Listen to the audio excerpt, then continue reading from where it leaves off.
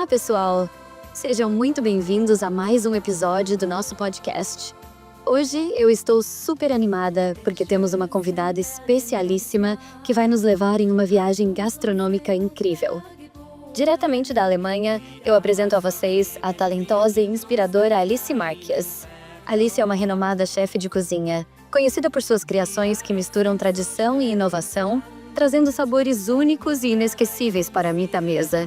Vamos dar as boas-vindas à incrível Alice Marques.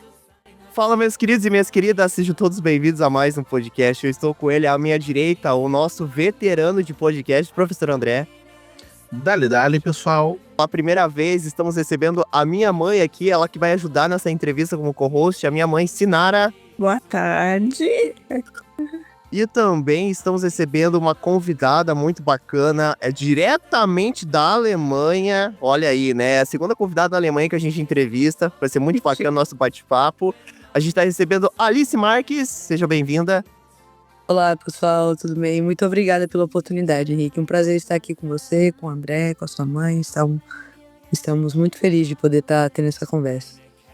Conta pra gente por que você decidiu ir pra Alemanha.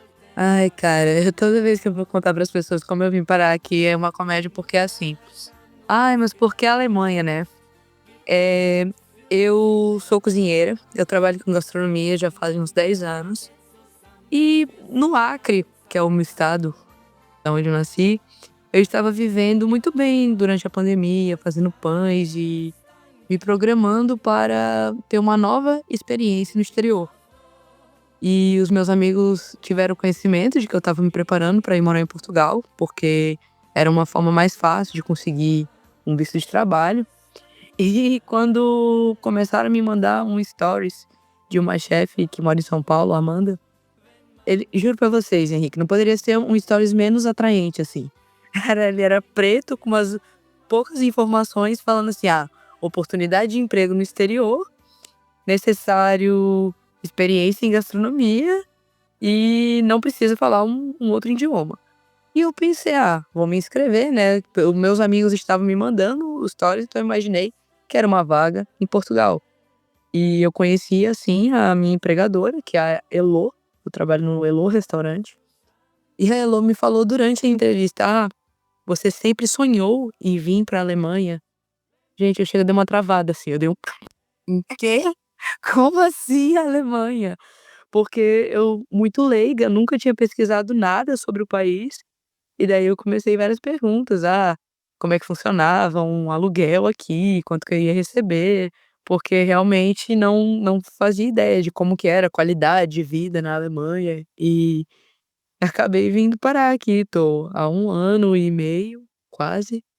E tem sido uma experiência muito interessante. É um país muito bonito. Legal, bacana. Qual que é a cidade que você tá morando?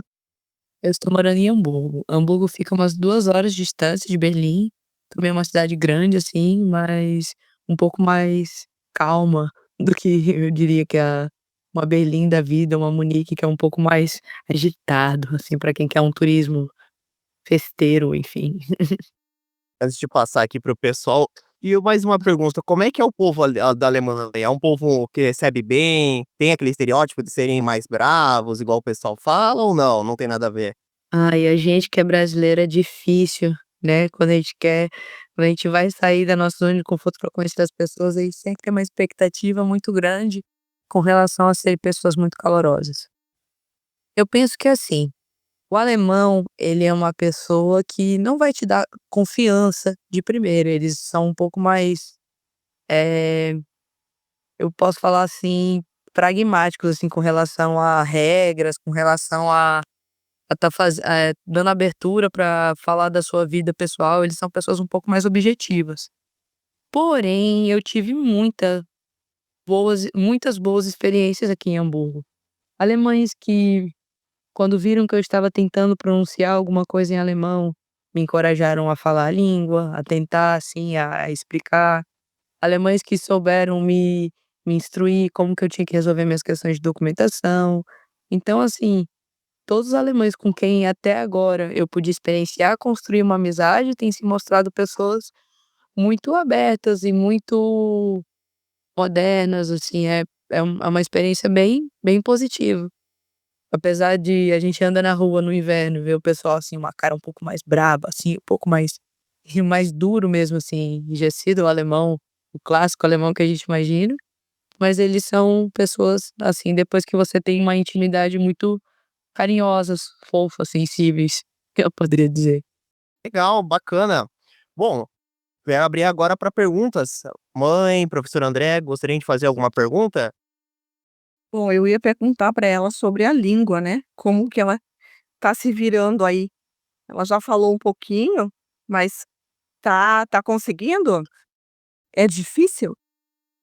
Meu Deus, eu vou dizer pra vocês que, assim, eh, quando eu vi que o meu trabalho não precisava falar a língua, né, porque eu trabalho num restaurante brasileiro e eu convivo com profissionais brasileiros, então eu falo português todos os dias.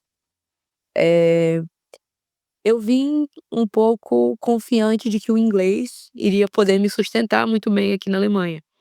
E acaba que sim, eu tenho muitas pessoas que eu, por poder me comunicar em inglês, eu consigo conviver com essas pessoas e tudo mais, porque eu não tinha nada de alemão quando eu cheguei aqui.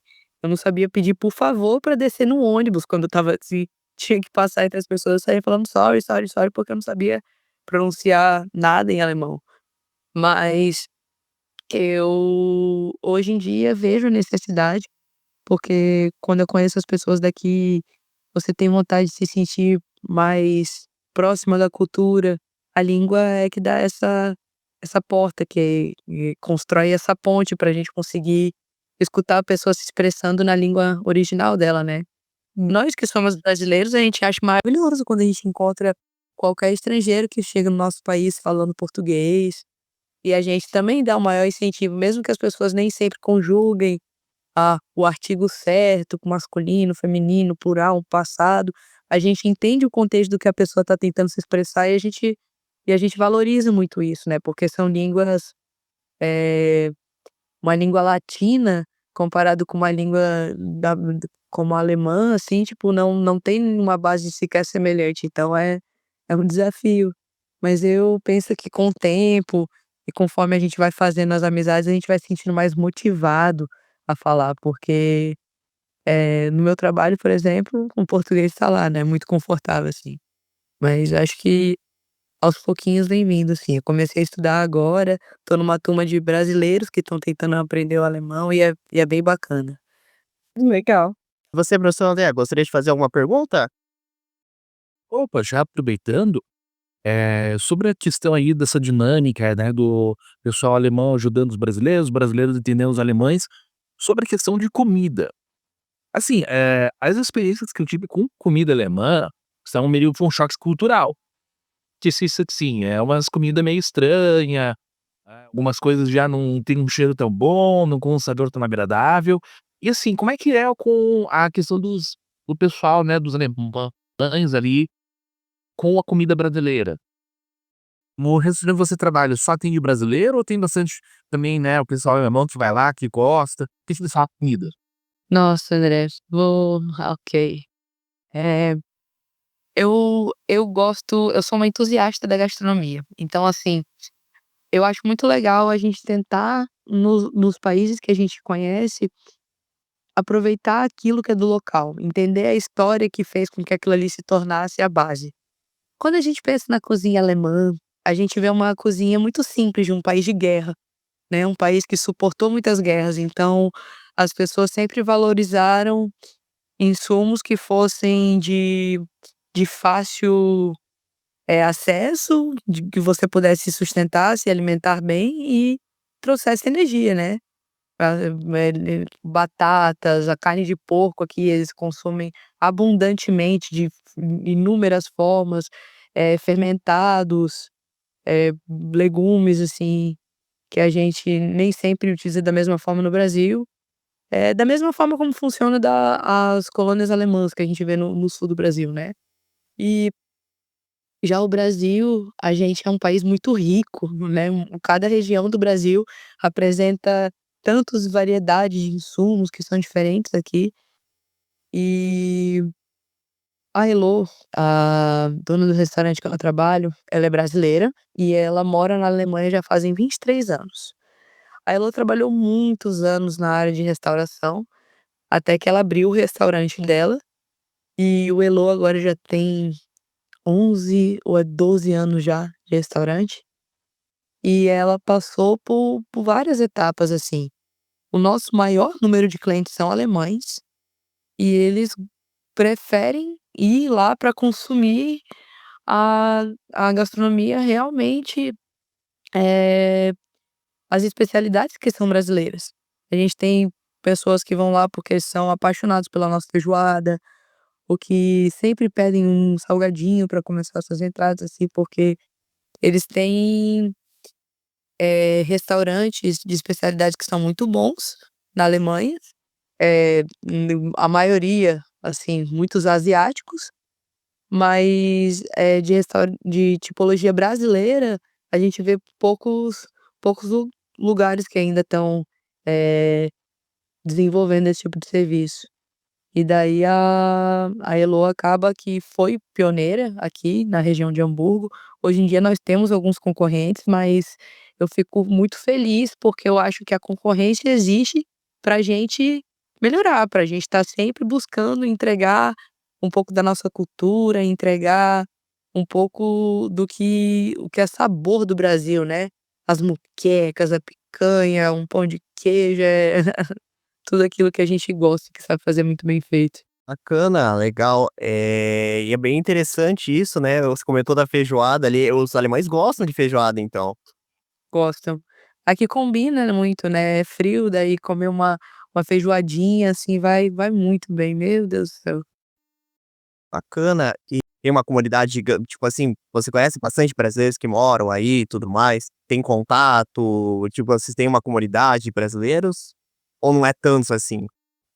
Eu acho que quase todos os países que você for optar por migrar, fazer um intercâmbio, ainda é muito popular o uso do Facebook para grupos, né, grupo brasileiros no mundo, brasileiros na Europa, brasileiros, na Alemanha.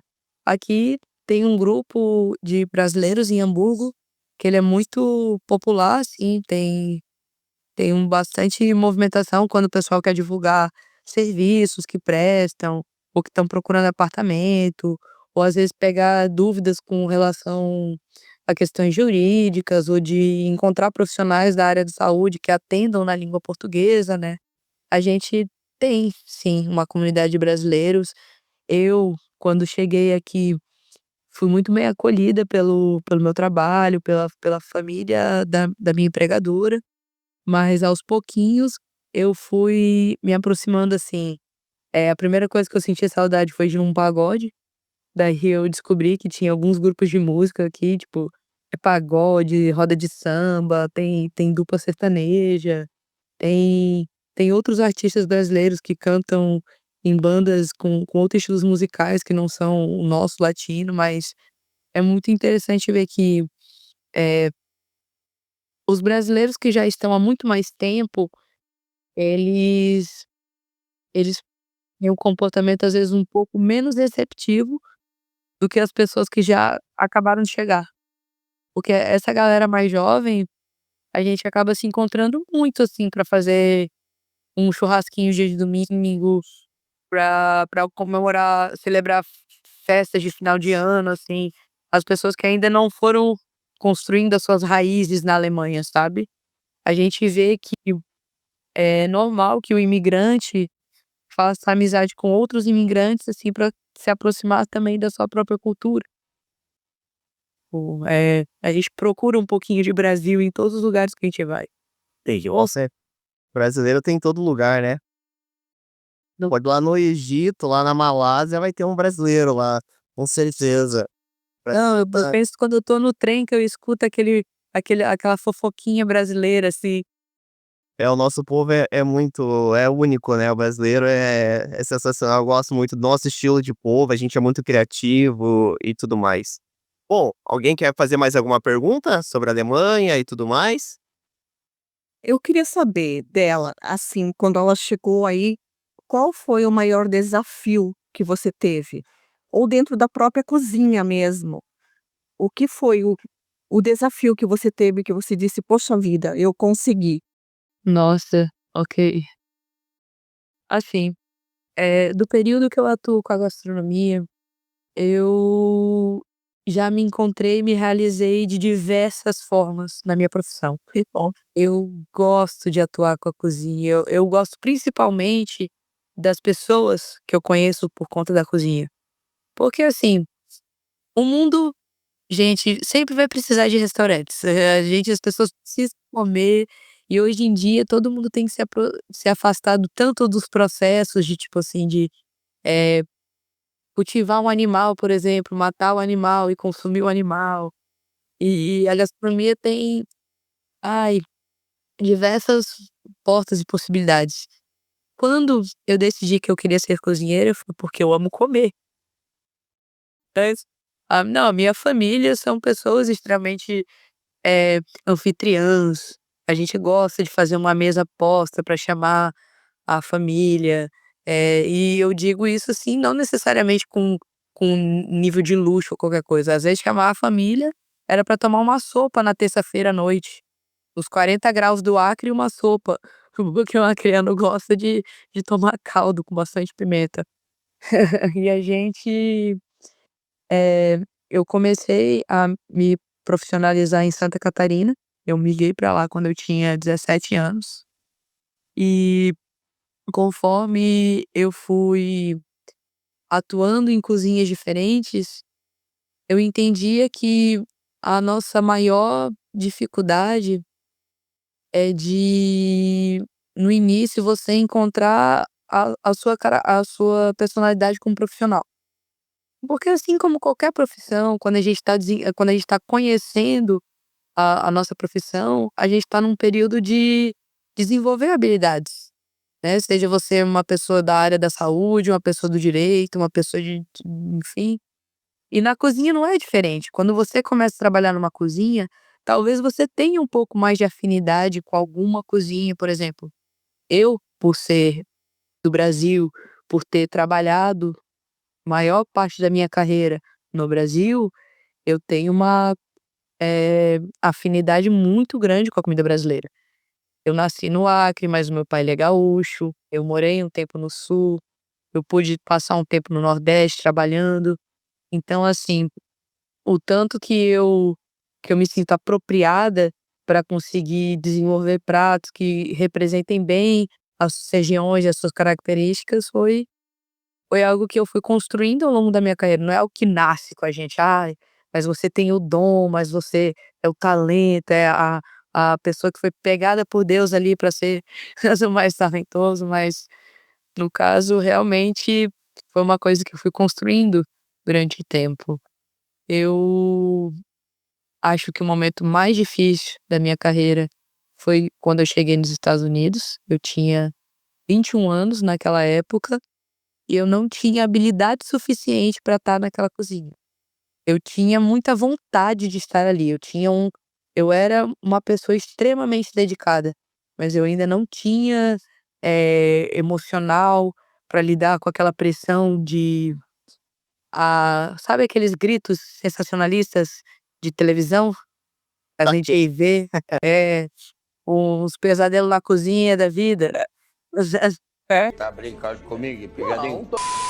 Melhorar suas vidas, consigam desenvolver. E quando eu estava nos Estados Unidos, eu era muito jovem, era a primeira vez morando em um outro país, usufruindo de uma outra cultura. Hoje em dia eu vejo que é um país que, assim, por mais oportunidades que as pessoas vejam nos Estados Unidos, fazer o dinheiro, o sonho americano, também é um local onde o estilo de vida não me fazia feliz, assim, eu era muito trabalho, muitas horas, muita correria, assim, e eu não me adaptei tão bem. Eu cheguei a cogitar que eu não era uma boa cozinheira, que eu não devia continuar na profissão. Eu já tinha 5 anos de cozinha, mas eu peguei me questionando. E a verdade foi que depois isso no início do meu período lá, que eu passei um ano fazendo estágio, depois que passou os primeiros meses de adaptação, que eu comecei a desenvolver um pouco mais de talento ali para coisas simples, abrir uma ostra, fritar as coisas e deixar escorrer no tempo certo para que tudo ficasse sequinho, ou fazer um tartar com os cortes mais padronizados. Todas essas coisinhas que eu fui aprimorando, eh, eu acabei me sentindo um pouco mais segura para poder voltar para o meu país e poder passar o quanto tempo fosse preciso no Brasil, até eu ter vontade de migrar novamente. Então acho que esse sentimento que eu tive de insegurança é uma coisa muito comum nas pessoas da minha profissão, tipo, vários cozinheiros que me acompanham nas redes sociais se identificam com esse medo de iniciante, de estar testando uma coisa nova, de estar querendo com fome de cozinhar, vamos dizer assim. Ótimo. A Alice tinha comentado que, né, trabalhou aqui em Santa Catarina. Qual região? Qual cidade? Eu me formei na Univale, eu morava em Balneário Camboriú, eu desci muitos anos para BC, né, às vezes eu e eu trabalhei durante 3 anos no setor de eventos. Eu fazia faculdade, eu trabalhava com eventos junto com o meu mentor e chefe Juliano Fleck.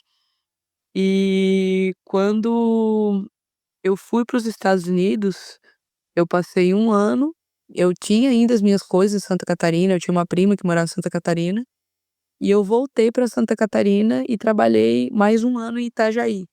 Eu trabalhava no restaurante Drummond, que ficava na Praia Brava, e foi um dos melhores restaurantes que eu já trabalhei na minha vida, assim. O chefe de lá era mineiro, o José Abranches, e ele fez um trabalho, assim, no Drummond que fazia a gente, se maravilhar com as coisas naturais de Santa Catarina. Trabalhou com muitos fornecedores locais, várias coisas assim que, enfim, eram bem interessantes de ver na mesa. Bacana. Eu ia te perguntar sobre a questão da faculdade, da faculdade de culinária. A pessoa que, como o curso de culinária, assim, para as pessoas que, por exemplo, a pessoa já tem que ter uma noção básica de culinária, ou se a pessoa chegar lá sem saber nada, ela vai penar no curso, assim? Eles são o curso é bem, digamos assim, explicar bem do básico e começar, ou a pessoa já tem que ter uma noção básica de cozinha? Assim, eu acho que como a maioria das faculdades, você já ter afinidade com a área, muitas vezes vai te dar um melhor proveito do curso, né. Eu penso que existem todo tipo de aluno que faz um curso de gastronomia. Existem muitas pessoas que querem fazer uma faculdade de gastronomia, porque gostam muito de cozinhar.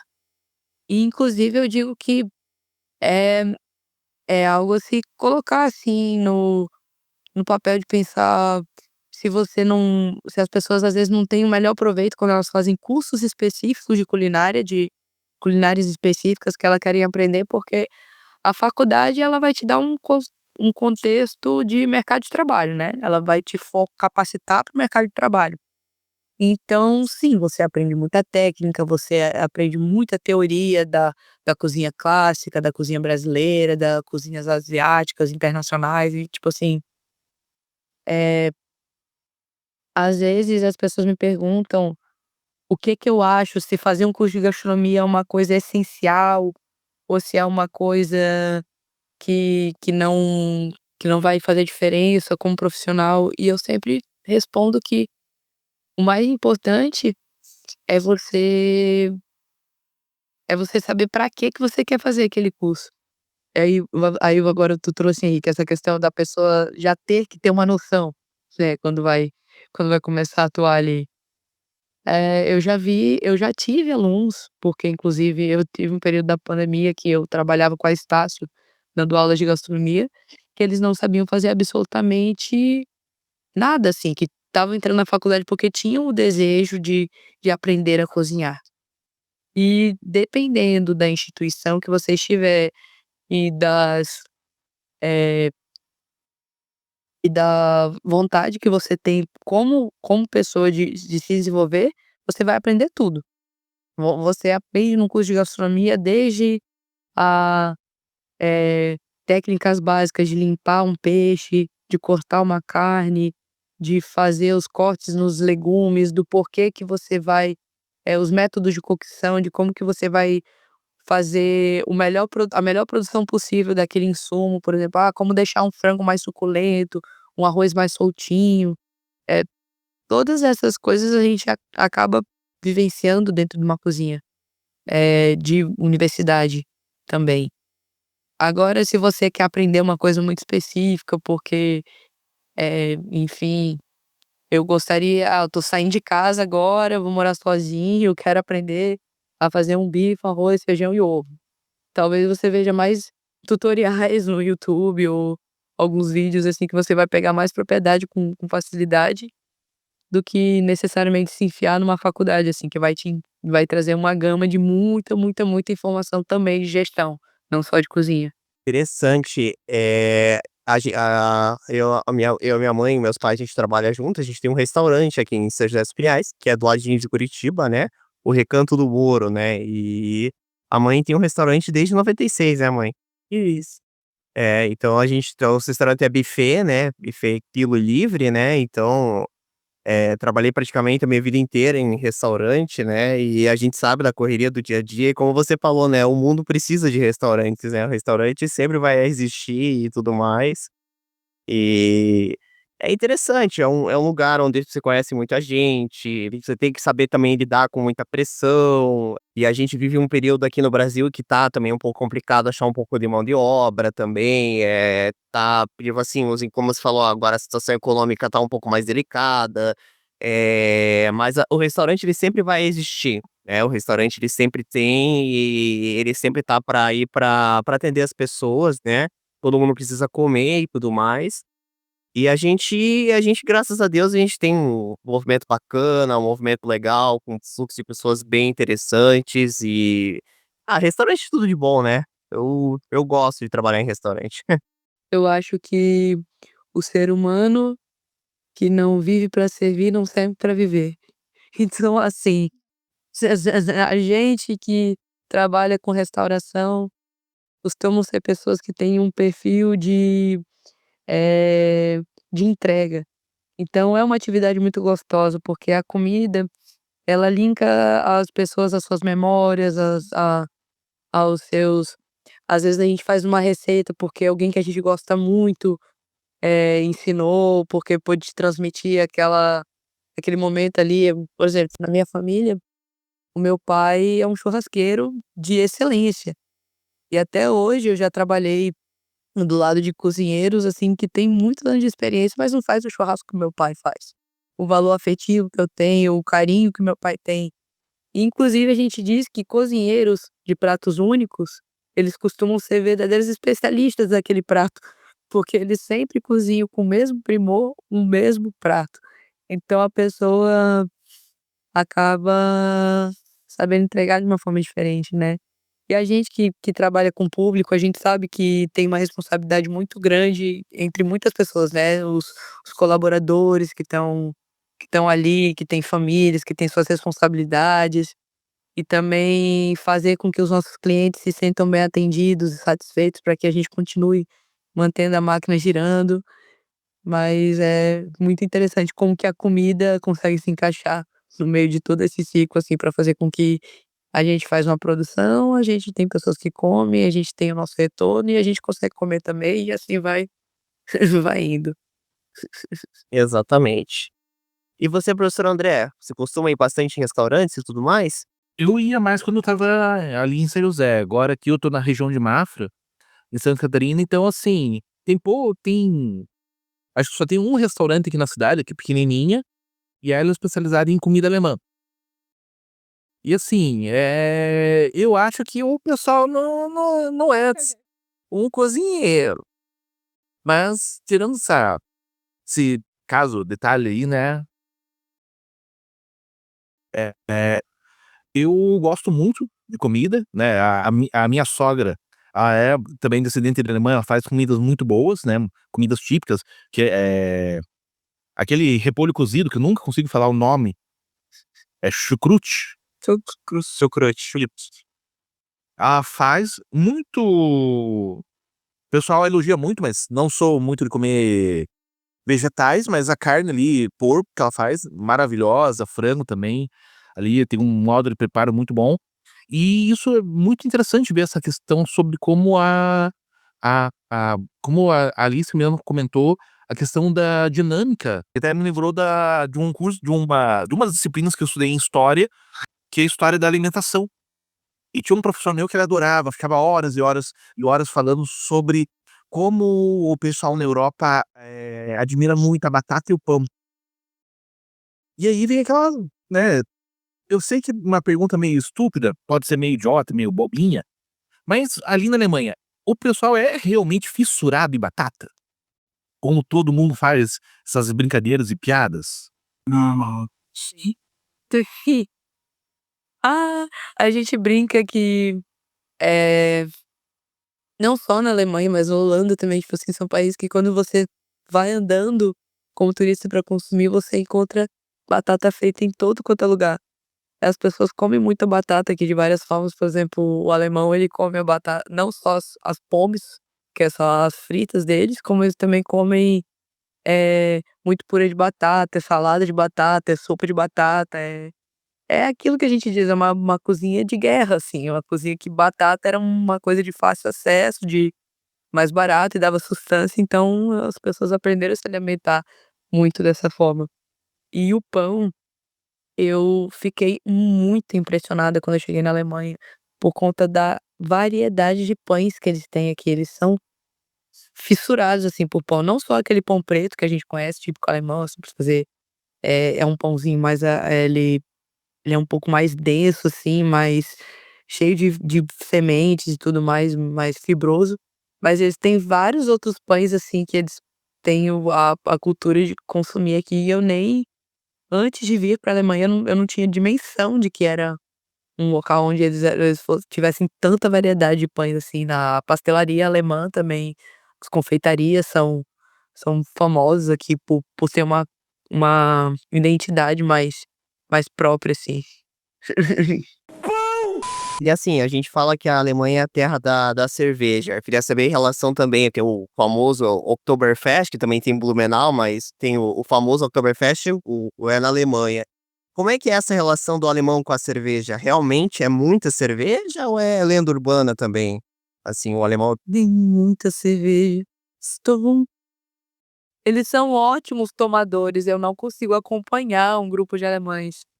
Eh, eu tenho 2 grupos de alemães com quem eu convivo. Um são de pessoas uma faixa etária um pouco mais velhas, assim, do que eu, ali na casa dos seus 50, 60 anos, um grupo de amigos que eu fiz, e tem um grupo mais jovem. Quando eu saio com o pessoal, assim, 20 e poucos anos da minha faixa etária, eu não consigo acompanhar. Tipo assim, ai, vai bebendo e é shot pra tudo, na hora que a gente vai brindar, a gente olha nos olhos uns dos outros, assim, os alemães eles brindam, eles levam muito a sério que quando você tá brindando, você tem que olhar no olho, assim, da pessoa. E a cerveja, muitas vezes, é mais barata do que água, assim, até no mercado. Então, Nossa. é muito barato, tipo assim, cervejas de qualidade, procedência duvidosa, mas os alemães eles gostam e fabricam cerveja de muita qualidade.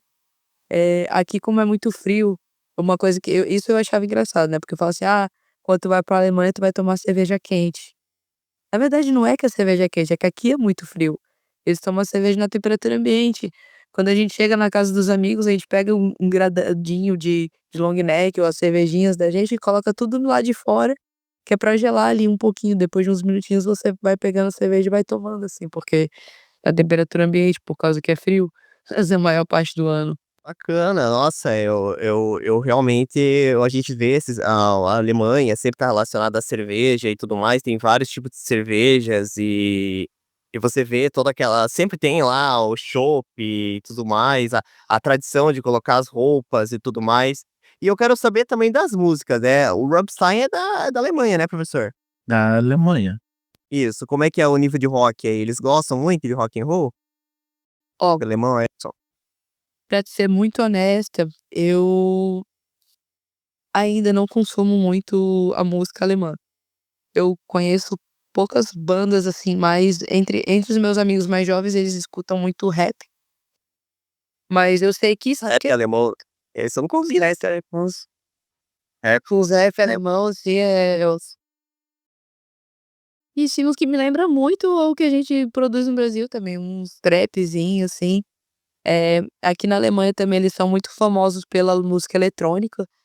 Eu vejo que a maior parte das festas são festas de técnico, são festas de outros estilos, assim, de música eletrônica, que nem a gente encontra também muito no sul do Brasil, em Santa Catarina. Mas aqui eles têm mais DJs que são especializados nas modalidades aqui da música eletrônica, coisa festivais e festivais, assim, durante o ano, a gente vê que é de muito mais fácil acesso e populares por aqui. Eh, Agora, eh, rock eu sei que tem. Aqui nas regiões mais turísticas a gente vê que tem muitos barzinhos irlandeses também que fazem bastante sucesso, assim. Às vezes bar de blues, de jazz. A gente vê que os alemães eles valorizam muito, assim, os artistas daqui também. Eles escutam e consomem bastante a música alemã. A gente vê que nos shows as casas de noturnas, eles recebem artistas locais e eles cobram, entrada, assim, para as pessoas virem, conhecer uma banda que é nova, uma banda autoral, uma banda que não seja o hit, assim, que tá passando nas redes sociais, e as pessoas consomem muito esse tipo de produto. O alemão gosta de ir pra show de artistas da Alemanha e investir, tipo assim, em gente nova, sabe, que tá fazendo som por aqui. É bem interessante. Poxa, que legal, né? E eu ia falar, se não tem aquela bandinha tipo igual a Retresa que tinha lá em São Bento, sabe que não tem uma coisinha assim, uma bandinha com cornetinha, não tem isso? Aquela roupinha tradicional, paraguai.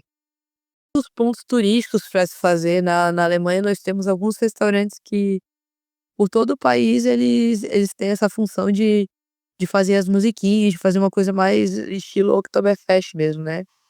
Aqui tem a marca eu acho que provavelmente já existe até franquias fora da Alemanha, a casa Hofbrauhaus, que ele é mais famoso, assim, para as pessoas irem escutar a música alemã, para comer o currywurst, para provar o joelho de porco com dumplings, com enfim. Isso toda grande cidade da Alemanha vai ter pelo menos uma das franquias para as pessoas irem, para consumir.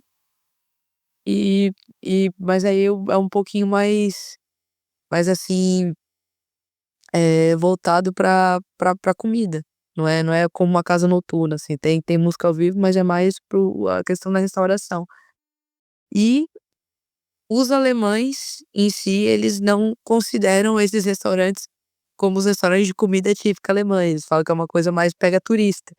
Porque se você quiser comer realmente uma comida alemã, típica alemã, é mais fácil você conhecer dentro das famílias daqui, assim, é muito difícil a gente encontrar restaurantes de tipologia alemã se vendendo como restaurante de tipologia alemã, assim. Queria saber, qual que é o teu plano para o futuro? Você pretende ficar aí mais tempo? Tem alguma coisa em mente? Ai, eu sou uma pessoa muito flexível com relação aos meus sonhos, então eu posso lhe dizer que os planos que eu tenho agora, daqui a alguns anos podem mudar, assim, porque eu realmente me permito a vivenciar as as coisas que acontecem no meu momento presente. Eu vim para a Europa porque eu tenho o desejo de me aprimorar como cozinheira. Eu, no Brasil, tive a oportunidade de chefiar algumas vezes, de estar na posição de chefe de cozinha, e eu sinto que foi algo maravilhoso para mim, porque eu pude entender a responsabilidade que estão nas mãos através do chefe de cozinha. Mas eu tenho 10 anos de carreira ainda, parece muita coisa, mas é pouco dentro do mundo da gastronomia, então eu sei que eu queria vir para a Europa para me desenvolver como cozinheira. Eu quero ser uma cozinheira melhor, eu quero aprender coisas daqui. Eu acho que pra gente que gosta de comida, um tempo de Europa faz muita diferença na nossa perspectiva de como, produzir até com questão à sustentabilidade, né, que a gente tem um país muito rico, mas que a gente ainda falha muito o sistema de falar do que é sustentável, do que funciona, né? Não é à toa que no Brasil a gente é fissurado em rodízio, mas, mas eu tenho sim a perspectiva de em algum momento voltar para o Brasil e abrir o meu restaurante. Porque eu legal. não tenho vontade de ter um restaurante da Alice, mas eu sei que o período que eu quiser estar aprendendo, tá no lado como cozinheira, aqui na Alemanha é um pouquinho mais fácil para eu conseguir estar trabalhando como cozinheira e ter uma vida mais confortável. Porque no Brasil eu também poderia aprender muito. Não é como se eu precisasse ter saído do Brasil para aprender. No Brasil nós temos restaurantes de excelência os estados do Brasil nós temos restaurantes de excelência, uma gastronomia maravilhosa, assim, não falta em nada, mas em termos de qualidade de vida, aqui é um lugar onde eu consigo ter mais acesso. Então eu consigo estar trabalhando aqui, estar me, eh, me organizando para o momento que eu quiser voltar para o Brasil, abrir uma casa. Eu acho que esse provavelmente é a minha melhor perspectiva, assim, para o futuro, porque é um desejo que me acompanha há muitos anos, e por mais que eu viva outras coisas, acaba que eu volto para a perspectiva de ter meu restaurante por aí também. Eu queria saber do futebol, né? A gente lembra do saudoso 7-1. Você falou que é de Hamburgo, tem um time de Hamburgo no campeonato alemão. Eu queria saber como que é essa relação dos alemães com o futebol. É muito forte o futebol aí? Eles tiram muito sarro da gente, devido aquele jogo específico muito chato, que eu não gosto de lembrar muito como brasileiro. Como é que é essa relação? Às vezes a gente toca no assunto. Inclusive no restaurante que eu trabalho, a gente tem uma brincadeira lá. A gente tem uma sobremesa que se chama 1 a 7, onde no nosso campo nós colocamos 7 sobremesas brasileiras e uma sobremesa alemã. Porque da gente entrega e a gente fala que dessa vez é a gente que vai ganhar. Legal. Eles são fissurados por futebol, eles são fissurados por futebol. A gente vê que as séries, os campeonatos e tudo mais vendem desde muito cedo. Aqui em Hamburgo, o que eu vejo que é tido mais como favorito é o São Pauli, é uma liga grande, assim, de futebol que a gente tem pra cá. E o que eu acho não puxando só pro futebol, mas o pessoal aqui pratica muito esporte. Então você fica chocado que, por exemplo, perto da minha casa, eu moro no 6º andar, no meu prédio. Eu consigo ver da janela 2 campos de futebol. Às vezes tá fazendo 0 graus e eu olho pro campo, tá lá a meninada jogando bola, sabe. Porque tá treinando, porque tudo mais, eles colocam as roupas específicas pra praticar o esporte e vão. Eu tenho um colega meu de trabalho que ele trabalha conosco na cozinha, mas a escala muda pra ele conforme os jogos, porque ele é jogador de futebol também. E a gente vê que é uma comunidade, tem muita gente que praticam o esporte aqui, o futebol, assim, é bem legal. Não acho que eles têm, eh, que a maioria das pessoas que eu conheço jogam que nem no Brasil, porque, por exemplo, a maioria dos meus amigos homens tem pelo menos uma pelada que eles vão de vez em quando, que jogam, até a mulherada, assim, eu via muito grupo de pelada feminina. E quando aqui eu acho que eles consomem muito o esporte, mas não chega a ser o mesmo nível que no Brasil, não. Entendi. A gente vê o futebol alemão, o Bayern de Munique, o próprio Bayer Leverkusen, que são os mais conhecidos, né, mas eu sei que Hamburgo tem um time de futebol também, que acho que, se não me falha a memória, tá na divisão na primeira liga, né, do futebol alemão. E o futebol alemão é muito forte, a gente assiste a liga, às vezes alguns jogos são bem disputados, assim, e tudo mais, é bem interessante.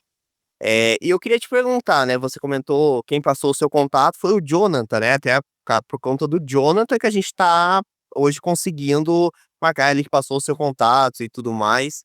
E eu queria saber, vocês são amigos lá no Acre, como é que é? Ou se conheceram pelo podcast também, o Teólogo de Quinta?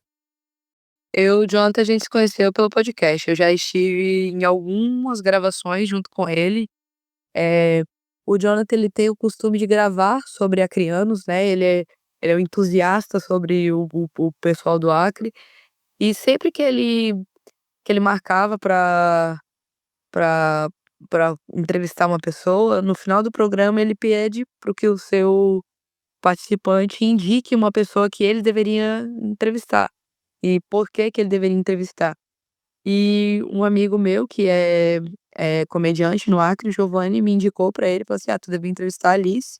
E depois que eu gravei o primeiro episódio com o Jonathan, a gente acabou tendo vários contatos, assim, porque foi um papo muito interessante, eu acho ele um cara muito artístico e a forma que ele foi me puxando, assim, as histórias da gastronomia acabou que fluiu muito bem os bate-papo. Eu acho muito legal esse formato de conversar por vídeo, da gente ir trocando uma ideia, de ir deixando as perguntas fluírem naturalmente, assim, acho bem confortável. Legal, legal. É, eu confesso que depois que eu conheci ele, o que veio de acriano nesse podcast é brincadeira. Eu digo assim, veio muito acriano. Eu entrevistei o primeiro, começou a virar uma invasão. Ele já me passou várias. É, literalmente eu tô entrevistando muito acriano, inclusive esse ano. Esse ano eu cheguei, ele sou 3 já, né, professor? 3 já.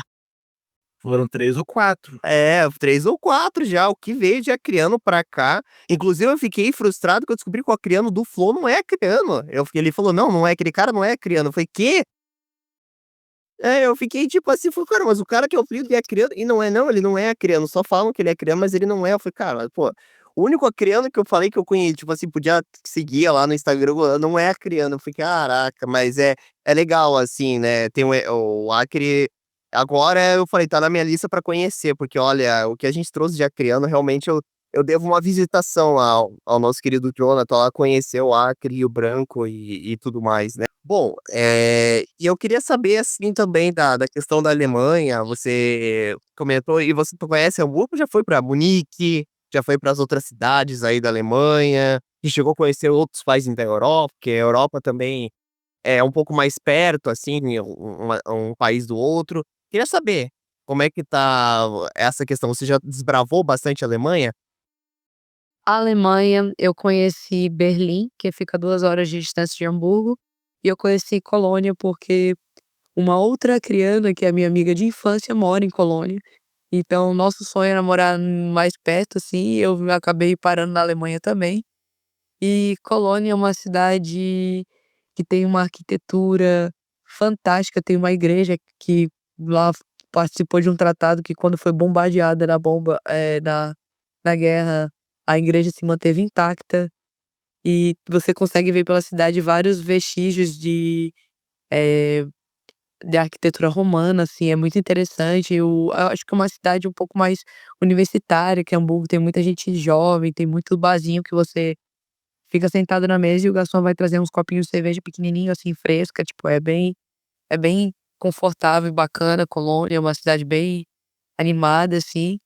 E Berlim parece um pouco mais uma loucura, assim, Berlim parece a Amsterdã europeia, parece que ou europeia, é Amsterdã alemã, porque as pessoas vão pra lá, parece que sempre com uma vontade de vivenciar muitas festas, daí é é muita droga, é muito álcool, muita coisa, assim, que você se você andar, assim, em determinadas partes da cidade, você acaba que fica um pouco agitado demais, assim. Mas lá também é o local onde eu tive acesso, por exemplo, a conhecer um campo de concentração, eu pude vivenciar alguns museus, eu pude ver uma parte da Alemanha, assim, que era mais bonita e também é mais quente até do que Hamburgo, porque Hamburgo é um lugar muito que tem muitos parques, é muitas árvores, assim, eu amo caminhar por Hamburgo, porque eu acho muito bonito, assim, a cidade em si. Mas o clima de Hamburgo ele é um pouquinho chato, é um lugar muito chuvoso, é muito frio, então acaba que durante o inverno a gente fica mais dentro de casa, mais fechadinho. E quanto a viajar na Europa, eu conheço um pouquinho de Portugal, porque eu trabalhei na Algarve, eu passei 4 meses trabalhando na região da Algarve, as praias, assim, são maravilhosas, indescritíveis, assim, o que Portugal tem de praia bonita. A gastronomia em Portugal é muito mais casa pra gente que é brasileiro, assim, porque você também já encontra muitos brasileiros em Portugal. A gente brinca que agora Portugal tá sofrendo a recolonização, né. Os brasileiros estão indo para Portugal, estamos tomando conta de tudo, estamos trabalhando, estamos, eh, você já encontra um pouquinho do português brasileiro nas escolas, porque os professores colocam o contexto da língua quando as pessoas vão falando, assim, as coisas. E eu fiz algumas viagens muito aleatórias aqui, na verdade, assim, Henrique, porque, a maioria dos lugares que eu visitei não eram lugares que eu planejei muito tempo para ir, eu acabei sendo convidada por algum amigo e acabei indo fora de contexto. Por exemplo, eu fui pra Espanha, mas ao invés de conhecer Barcelona ou Madrid, que são mais famosos, eu acabei indo pra Bilbao, assim, para os Países Baixos, que é a região que é a Espanha que o pessoal vai depois, geralmente, de conhecer meus polos, né. Eu tô com uma viagem marcada esse ano pra França, mas eu não vou pra Paris, eu vou pra Toulouse, então assim, são outras regiões da Europa que eu acabo muito aleatoriamente caindo, assim, de paraquedas, eu diria. Ah, mas legal, assim, às vezes a gente olha lá Paris, mas vai lá em Toulouse, tem coisas interessantes, tem atividades e às vezes a gente só olha lá a Torre Eiffel, o Rio Sena, e aí agora por questão das Olimpíadas, e esquece que tem várias outras regiões também que são bonitas de conhecer E e tudo mais, né, deve ser muito bacana. Bom, alguém quer fazer mais alguma pergunta? A gente pode seguir para um momento capcioso? Fala, professor. Então, deixa eu já aproveitar e fazer 2 perguntas. Uma pergunta vai ser um pouco mais leve, a outra fica já um pouquinho mais tensa, tá. Então, se quiser responder, ótimo, se não quiser também, não tem problema. A primeira, que é mais leve, é sobre que você comentou, né, do pessoal aí ter uma cultura muito forte de praticar esportes e tudo mais. E, se eu não me engano, Hamburgo, ela é uma cidade portuária, né. Tem ali o porto do rio Elba e tudo mais. Assim, tem uma coisa que o pessoal alguns conhecidos meus que foram pra Alemanha comentavam, e que é sobre aquela questão da cultura do corpo livre, que a galera, tipo, chegou o verão, o pessoal fica pelado andando pelas praias europeias. Tem isso aí, realmente? aqui em Hamburgo tem locais, tipo assim, existem parques de nudismo. Você pode ir e ficar pelado no parque. E a forma com que os alemães tratam a eles tratam a nudez com muita naturalidade. Tanto que, assim, vou dizer pra vocês que o meu primeiro choque cultural com relação a isso é porque eu, brasileira, fui malhar numa academia nova aqui, e na primeira semana eu estava querendo praticar natação. Só que para passar para a área da piscina, eu passava pela sauna mista, que daí tanto homens quanto mulheres na sauna e nus, todo mundo nu, assim, as pessoas dentro da sauna lá, completamente pelado. Você vê crianças também, tipo, nos ambientes, assim, não existe nenhuma, proibição com relação a isso. E pra gente que é da cultura latina, é um impacto muito grande. Eu abri a porta, eu achei que eu estava entrando no lugar errado, e daí eu fechei e voltei, assim, tomei um susto, aí eu pensei: "Não, mas é por aqui mesmo", daí abri e fui, assim, passei reto algumas vezes, porque, eh, é um choque, mas depois de um tempo você consegue entender que eles naturalizam desde muito cedo, porque é isso, o corpo alheio não é propriedade de ninguém. Você quer exercer o seu direito de estar nu ali naquele local, porque é garantido por lei que você tem o direito de estar ali, é uma coisa normal.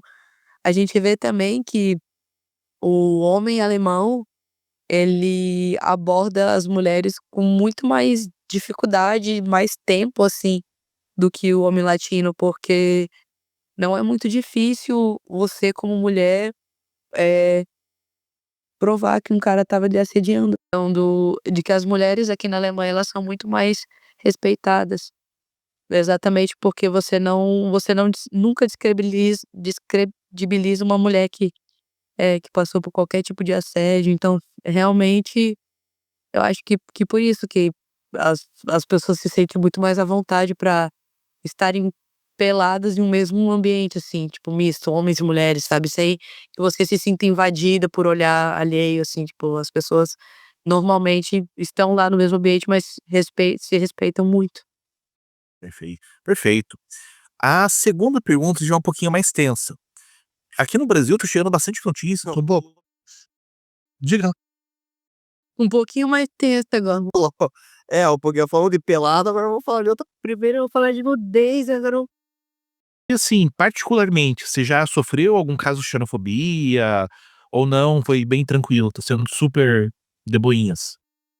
eu digo que o mais difícil é realmente a questão de atendimento, porque com o inglês você já consegue se movimentar bastante, mas, eh, aqui tem os welcome centers, que são as instituições que são voltadas para os imigrantes, na sua grande maioria, para você ver questão de trabalho, questão de voltar e tudo mais. É para a população, mas os imigrantes fazem muito uso para questão de vistos, questão de renovações de carreira para se enquadrar no mercado de trabalho.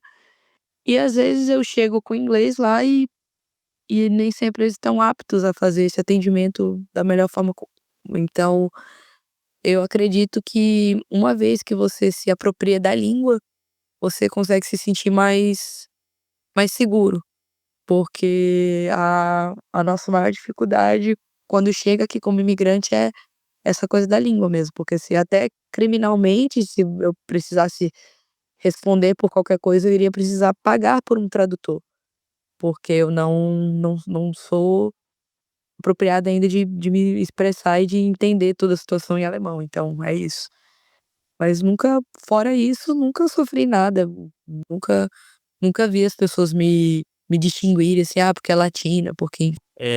Agora a gente chega no nosso momento capcioso e eu tenho um desafio aqui para propor. Eu queria fazer algum prato em alemão. É um desafio que eu tenho, quero que a minha mãe me ajude nesse vídeo, com certeza. Mas eu quero uma coisa básica, assim, uma coisa que não é tão difícil, não é aquela coisa assim, não, tem que ser chefe Michelin, não, não, não. Eu quero aquela coisa mais sossegado. O que que você recomenda aí pra gente fazer um prato em alemão, assim, tranquilo, fácil, gostoso, fica show de bola? Eu já experimentei algumas coisas aqui da Alemanha, mas eu te falar exatamente o se eu ah, eu acho que você deveria fazer o joelho de porco. Joelho de porco? Vai fazer o joelho de porco. Vai vai aproveitar, você economia tem alguns acompanhamentos que são típicos, você pode fazer com chucrute, ou você pode já comprar o chucrute pronto, como você preferir, mas você pode gravar junto com a sua mãe fazendo um joelhinho de porco. Tá certo, então joelho de porco, então vai ser a primeiro vídeo culinária de mito aqui, vamos fazer junto, professor André também vem pra cá pra ajudar também. Mas é isso, gente, então, queria agradecer a presença aqui da Alice nesse podcast, é uma grande honra estar recebendo você aqui hoje, né, primeiro bate-papo sobre culinária da história dos mitos, a gente nunca teve um bate-papo sobre culinária, né, e foi muito legal, muito bacana, você compartilhou toda a sua experiência, toda essa questão, foi muito interessante o nosso bate-papo. E, bom, quero fazer um convite para o próximo episódio. Quem que vai ser o próximo episódio, professor André? Já é ele, próximo domingo, às 20h30 horário do Brasil, por favor, não horário da Alemanha. A gente vai receber o nosso querido Maurício aqui, vai ser um podcast um pouquinho diferente, né? Vai ser estilo mais ou menos aquele que a gente fez lá com o Red Dead, então vai ter uma jogatina junto aqui com o podcast, a ideia é conversar e jogar um pouquinho, né? Vai ser um episódio um pouco diferente. Mas esse ano o Gimito tá com muitos convidados, a gente tá com a agenda até abril já de gravação marcado, muita gente querendo gravar, realmente esse ano, olha, tá demais. Vai ter escritor, vai ter gente do K-pop, vai ter uma galera aqui, futebol, muita Fórmula 1 também, gente. O ano tá começando ainda. E olha, e outra coisa, queria perguntar aí o Schumacher aí, o pessoal fala bastante do Schumacher? Eu não acompanho. O Schumacher também é segundo maior, tá empatado com o Hamilton em número de títulos, né? Schumacher é grande ídolo da Fórmula 1, né? Alemão aí e tudo mais. E olha, agora o nosso brasileiro, Gabriel Bortoleto, o companheiro dele é um alemão, né? E aí tudo, Mana Sauber, então Hülkenberg, né? Huckenberg vai ser parceiro de pista com o Gabriel Bortoleto. Futebol, a gente vai ter muitos podcasts também. Esse ano só tá começando, gente. Tem muita coisa legal pra vir no Gimito. Eu vou deixar aqui na descrição pra vocês conhecerem o Instagram da Alice. Alice, tem canal no YouTube, alguma outra rede social também? Eu utilizo do Instagram pra me aproximar das pessoas mesmo. Acho uma Certo. rede mais fácil. Tá certo. Então o Instagram eu vou deixar aqui na descrição pra vocês conhecerem. Também eu vou deixar as redes sociais do Gimito, Threads lá também. A gente tem também o Instagram, o YouTube, que tem as nossas animações. E é isso, gente. Vamos ficando por aqui e até a próxima. Tchau, tchau. Muito obrigada. Tchau, tchau.